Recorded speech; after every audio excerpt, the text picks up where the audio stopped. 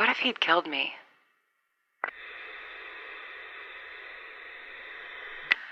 I mean it, Harry. What if I hadn't been fast enough? Or what if he'd been able to truly catch me by surprise? What if he'd gotten the upper hand and he'd killed me?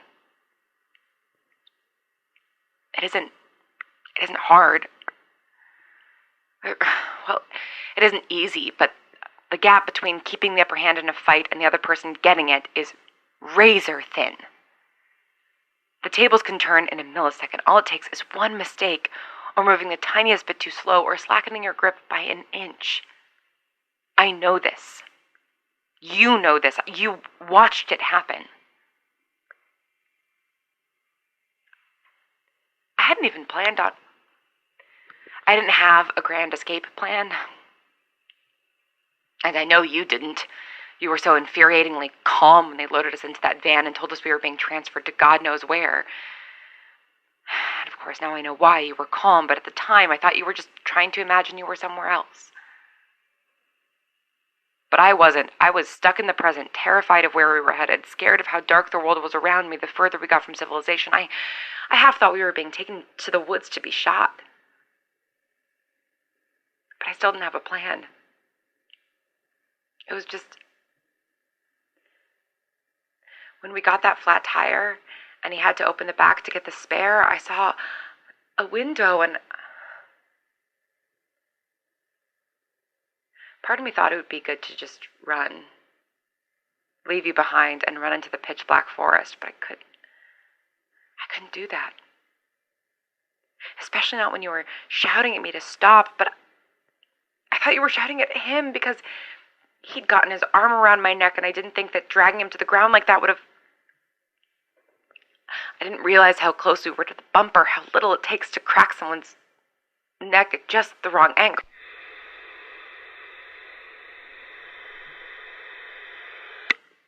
It wasn't lucky.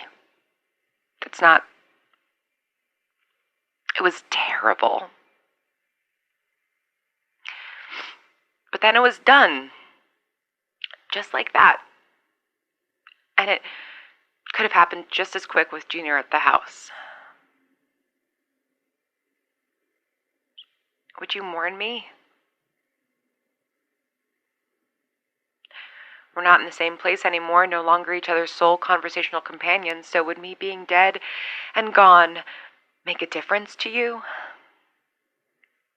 Would you think about all the things you never said, never did, and have regrets?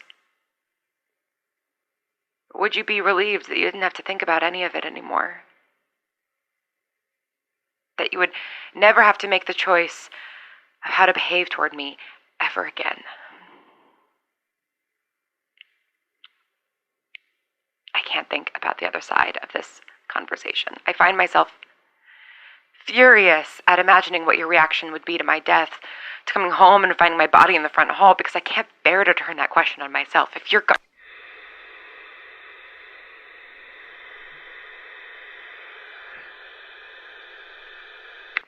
Junior Billings, I don't know what you want me to call you, but if you're listening, I know what I want to ask. Not that you don't know me shit, obviously. I don't know how long you've been listening to me, what you know about me, but I can't imagine much, if any of it has made you more sympathetic to me.